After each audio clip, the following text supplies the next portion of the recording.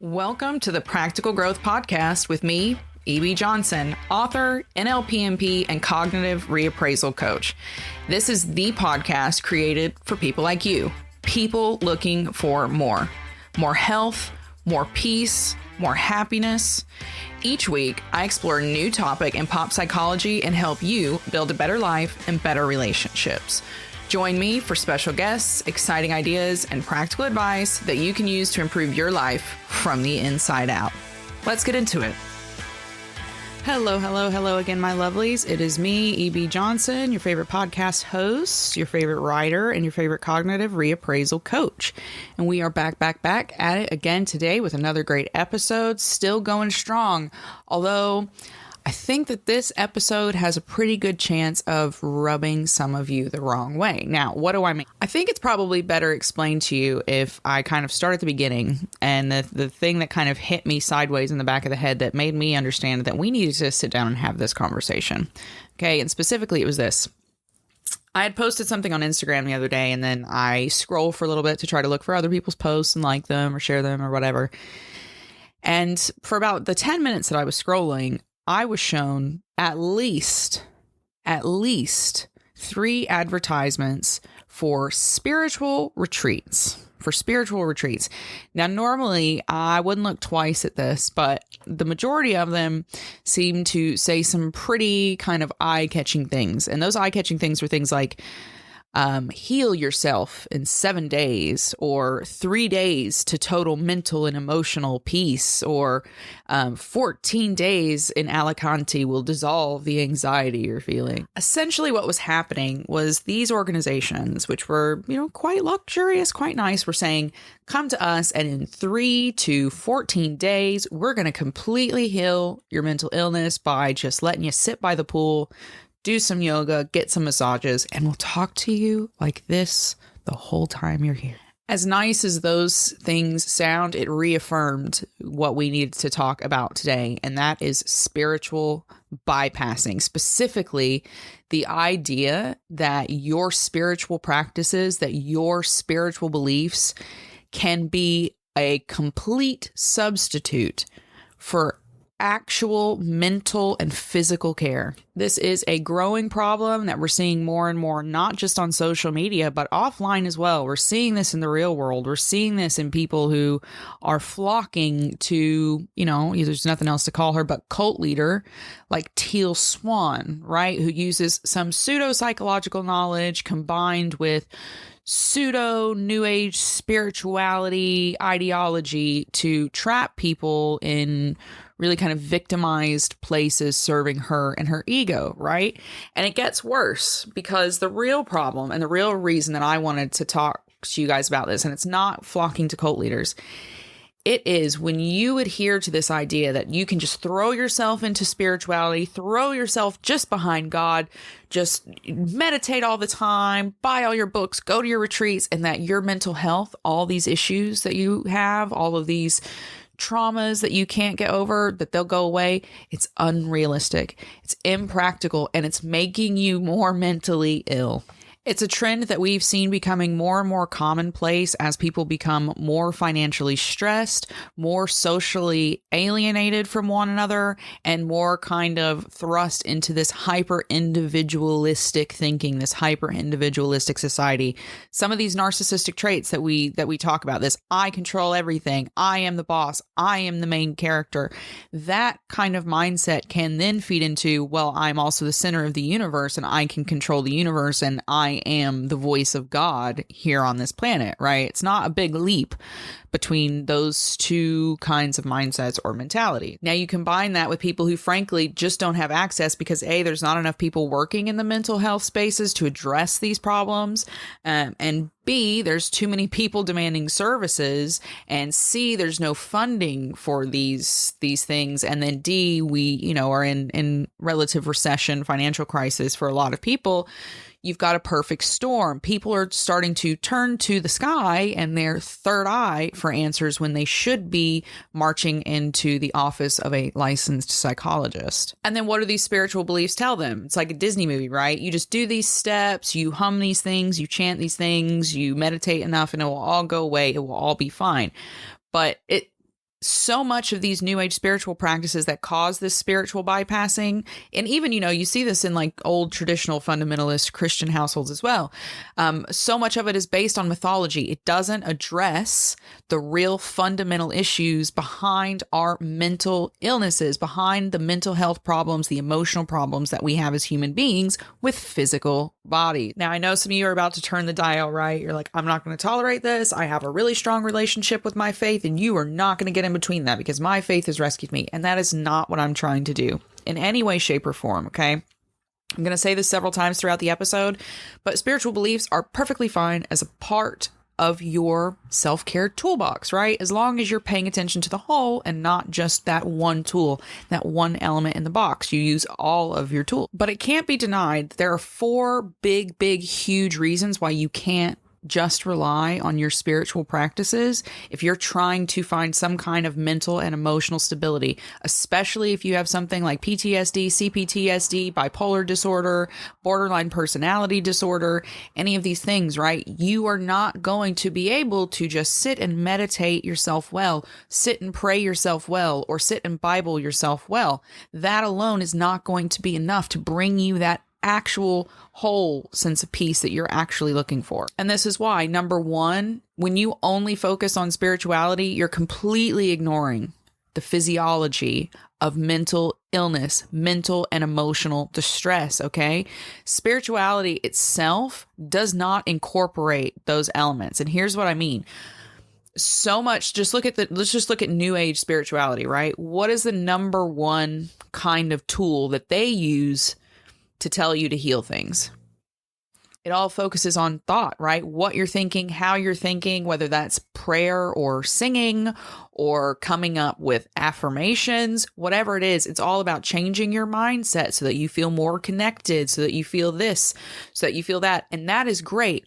But some of our mental health problems are physiological. They have to do not only with our thoughts and emotions, but with chemicals in our brains, with hormones that are made in our endocrine systems. Okay? Just doing spiritual practices doesn't leave any room for you to repair your nervous system, right? Or to acknowledge the very real, very evidence-backed realities of how trauma and stress deteriorate the body over time. Okay? Those things are all reality. And in fact, some of your mental illness, your anxiety, your depression, your tendency to land with CPTSD, some of that's in your genes. Personality disorders included. Some of you weren't going to get out of that no matter how good you had it because it was in your genes and it was just waiting to be triggered. Okay? Spirituality, unfortunately, cannot acknowledge those things. It wasn't created to acknowledge those things. It wasn't even created in the same arenas as that kind of scientific evidence-backed knowledge. So that has to be acknowledged. Doing spirituality alone, it's ignoring the physiology, right? The physical elements of mental illness and mental and emotional distress. The second big problem is that when you are just being super hyper spiritual, you're avoiding the root causes. You're not spending the accurate amount of time looking back, taking the knowledge that you need, and then moving forward with a trauma-informed place of knowledge, right? That's not included. It's all about looking forward and changing your future and changing your relationships with other people. And again, those can be elements, but you have to confront, acknowledge, accept childhood trauma, past abuse, neglect. All of those things add up and they affect our physical bodies. Some people are going to need doctors in order to get the wiring in their heads right, okay? That's just a fact. Some people may have to be on medication for the rest of their lives in order to just have normal interactions with the people that they love. And that is okay. That's okay. Healing, real healing means facing up, even to shit that we don't want to swallow, right? It's not pleasant. It's painful. It's uncomfortable. But avoiding the root causes is way more uncomfortable in the long term. And that's what getting lost in the sauce with spirituality can lead to. Now, the third problem with this spiritual bypassing, or I like to call it spiritual dissociation, is that it preserves the status quo And it absolutely does. And this is the one that really ticks people off. This really is the trigger for some people. Listen, a lot of people get seduced into new age spirituality because they feel like it's noble and good, right? It feels virtuous. It looks really, really virtuous and progressive on the outside, right? There's so many female yoga instructors. But the problem is that once you kind of dig beneath the surface with a lot of these quote unquote new age spiritual practices, you find that they work really, really well in preserving the status quo, which if you look around ain't great for a lot of people, right? It's not really, really good. And then if you go back about 80 years, not really good then either. And if you want to go back another 150, still pretty rough, right? Sexism, racism, genocide, all of it can be reinforced in populations who are spiritually dissociated, right? And I'll explain to you how that happens. It works on a few different levels. First, that illusion of control that spirituality gives people, it depletes their empathy. It depletes their empathy and it pushes them towards narcissism. It encourages that spiritual person to think, well, I used my brain and my meditation to fix my life. Why haven't you done it to fix yours?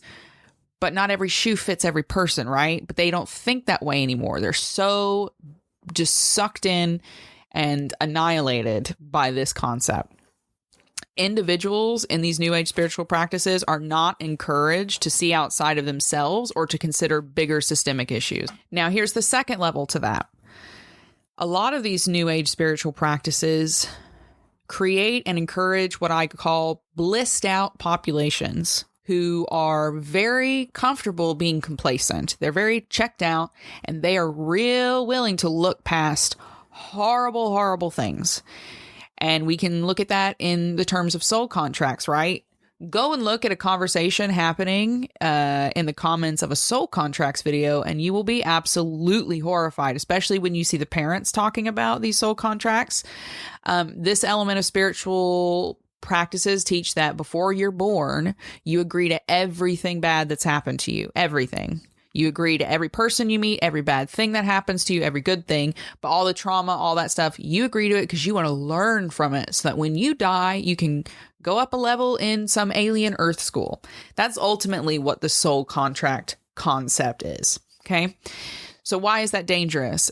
Because it encourages people to look past racism, genocide, and sexism, right? Because if you believe that everyone signed up for their suffering, then it's real easy to look at the suffering of someone in a concentration camp and go, oh, but they signed up for that. They wanted to learn. This is their journey. I shouldn't get in the way of their journey, right? Because this is going to make them better on the other side when they die. And as if that weren't bad enough, this third level to this kind of preserving the status quo issue, people who are checked out spiritually, they tend to get so absorbed and lost down their path of spirituality that they become distracted. They ignore the very obvious shortcomings in their thinking and also in the systems that exist to help save them from these moments of, what borders on spiritual psychosis for some people. Okay, they stop looking at the failures of mental health care policies.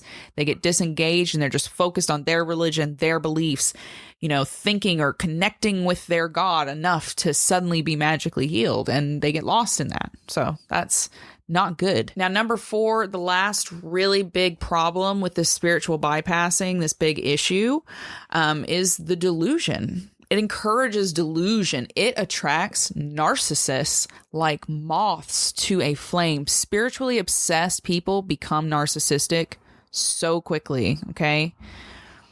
And it's easy because when you suddenly adopt the mindset that you are so special that you can control the actual behaviors of people around you, the behaviors of the cosmos, that you are so ordained that you can predict how the universe will spin, when scientists who have spent their entire life studying the literal universe don't even know how most of it works, right? There is a certain amount of arrogance it takes to center yourself in the universe that way. And narcissists love it.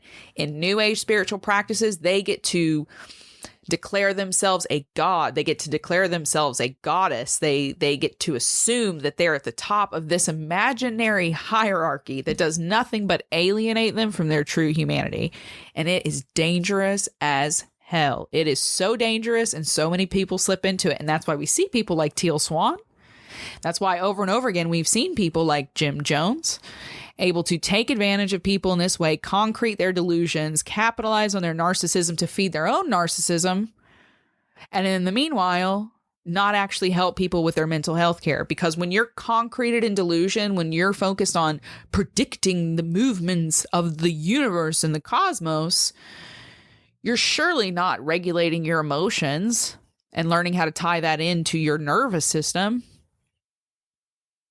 It's just like absolutely crazy. And you see it over and over again. I just saw it the other day. There was someone on there who said she was a half alien, half angel, specially chosen galactic senator hybrid that was sent from the Galactic Council to free the Earth. Like, that's delusional. That is delusional. And if this person had been balancing their spiritual practices with honest therapy with a mental health professional, that delusion would not have been reached, right? Because that professional would have gotten involved. There has to be a balance. I don't think that you can really prevent this. I don't think we can really break the trend, even in ourselves, if we don't understand why this happens, right? Those are all huge issues. Avoiding the physiological realities, avoiding the root causes, concreting delusion. All those are big issues, but why? Why did that happen? Why do these people come to these points when they want to just completely bliss out and dissolve themselves in spirituality? Why does that happen? Again, there are 4 core beliefs here. Number 1, it's easier.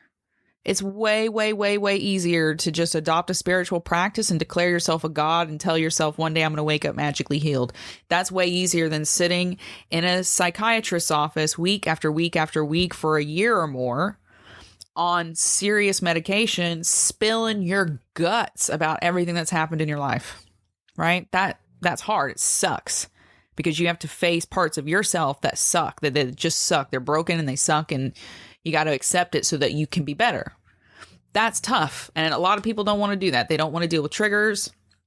They don't actually want to control their emotions. They don't actually want to do any work. They just want to wake up magically healed. And, spirituality can promise that.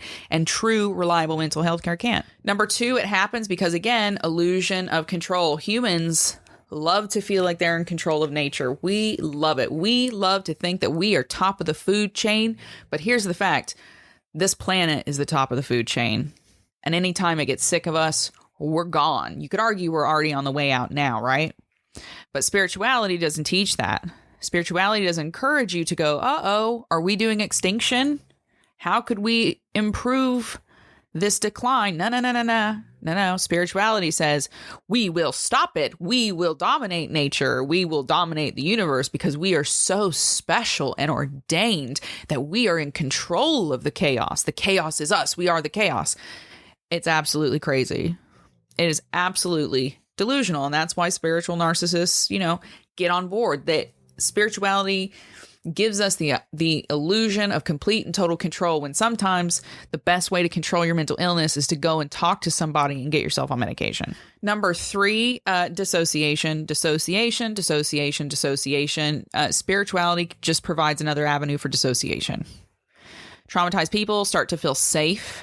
They can feel a sense of euphoria, A, because they start to get away from the trauma, but B, because there's a lot of hypnotic talking. See, you guys don't know these things, but NLP, we talk a lot about this.